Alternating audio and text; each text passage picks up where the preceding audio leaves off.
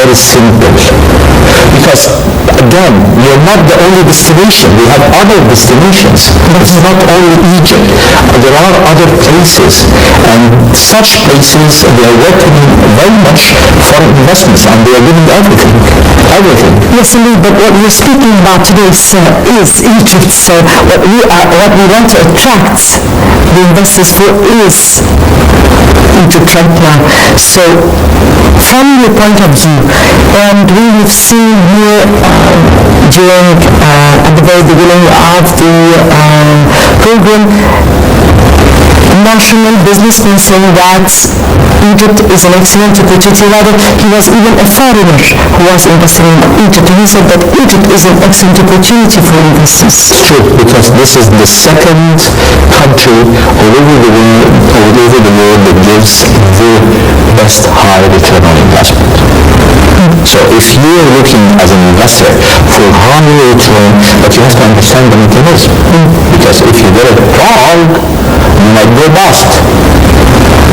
So again, why people get into Egypt? Why do they have favors to the Egyptian land? It's because of the location. Egypt can be the largest logistics project in the world. You're in the middle of everywhere. So that's number one. So logistically, you're strategically located. This is your positioning edge, right? So that's one. Two, when it comes to returns, and third, when it comes to the market, you are a big market size. We're talking on a market of 90 million. You're talking on the market of the Arab world, like 300 million population. You're talking as an entry to Africa, but you're not taking advantage of that. Again, you can be the largest market in the world if you include the Arab countries and Africa, right? But you're not doing that. You're still focusing on Egypt, and you have few barriers to entry of foreign direct investments into Egypt. It's the legislation, okay. It's the bureaucracy, okay. It's the red tape, it's okay. It's corruption, this is okay. But you have to work on that. Not by having the one-stop shop at this stage. The one-stop shop is a perfect thing, but are we ready for that? Do the institutions, do they have the appetite to get ready for that? I can tell you they're not ready for that, and it will take some time. So I don't want to make the invention and then it doesn't work, because it is very, very important that the practicality of the one-stop shop is great. You make the best investment law, you make the best ever one-stop shop, but will it function as it functions in Ireland? Will it function as it functions in other parts of the world? Are we ready for that? Do we have the know-how? You're talking about sophisticated automation, by the way. You are talking about field experts that would facilitate the system.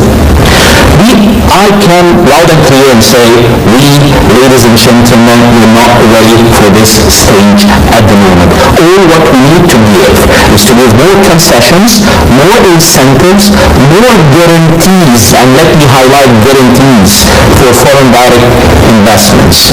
We can bring, at a specific time, we brought 7 to 8 billion of foreign direct investments from 2007 to 2010 on a yearly basis. That was America. That was 5%. Well, we are going through other miracles, so speaking about mega projects that we have launched and we have the courage to launch. That's a landmark. At this particular stage. Oh, yes, that's excellent. Yes. Let us continue our discussion, but first let's have a look on a report on Prime Minister's visit to Kuwait, and we'll come back for discussion.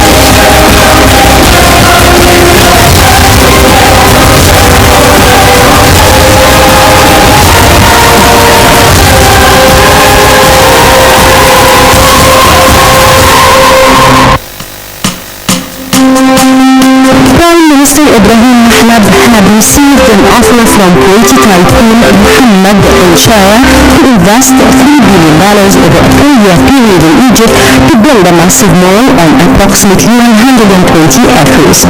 Mahlab reportedly welcomed al-Shaya's suggestion and said that the contract could be signed as early as before the economic summit scheduled to be held in Sharm el-Sheikh next March. The Prime Minister, on a 3-day visit to the Gulf state, also met with the Kuwaiti Minister of Finance, Anas Khalid Saleh, and head of the Kuwaiti Communications Commission, Salim Al-Zina. Other investment suggestions were offered to Mahlab during this visit, the ministry stated, including setting up a factory for Mitsubishi Motors in Kuna government. Another meeting between Mahlab and Kuwaiti editors-in-chief took place, in which he explained Egypt's political and economic situation. In January, President Abdel Fattah al-Sisi took his first official visit to the Gulf state, conveying Egypt's appreciation and gratitude to the state and people of Kuwait for the support for Egypt following the June 30th revolution. Trade volume between the two countries totaled close to $3.2 billion in 2013, including oil and its derivatives. Kuwait is ranked 4th on the list of the largest foreign countries investing in Egypt, and 3rd among Arab countries, with total investments of some $2.8 billion, representing 927 companies.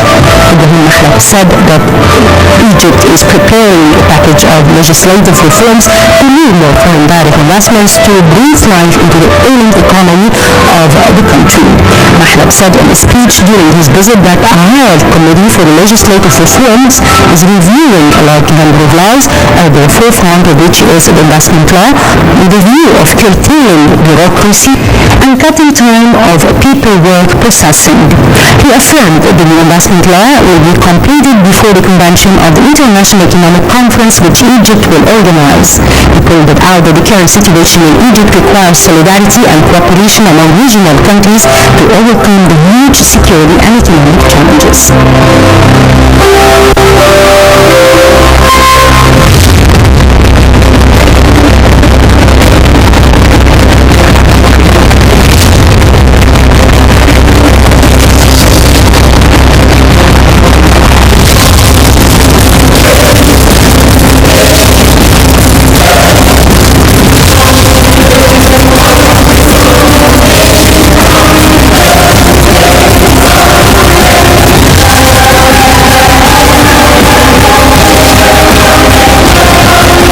Trading preparations made for the much anticipated economic conference, the visit of Prime Minister Ibrahim to Kuwait. And back to you, Dr. Ibrahim, where we were speaking about the investment law as part of preparations of Egypt to the economic summit, indeed.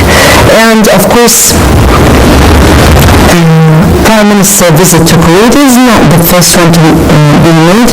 President Sisi himself visited several countries, of course, including Saudi Arabia several times, and as well as many of the foreign countries. He spoke loudly that Egypt is very much prepared for their investments to come. We are speaking about the importance of laying out the foundation of this investment law to be issued before of the economic conference. We were speaking about entities, but the investment law is not just the entities or the one-stop shop issue, but it's rather gathering together many contradicting laws all together to be in one law. That's perfect. I have no problem whatsoever in bringing different laws, contradicting articles, terms and conditions, and making it crystal clear to all investors. I'm okay with that. But you have the conference in March. You should have introduced the law 6 months or even more 1 year ahead of the conference. I'm not saying that. I'm talking about international best practices.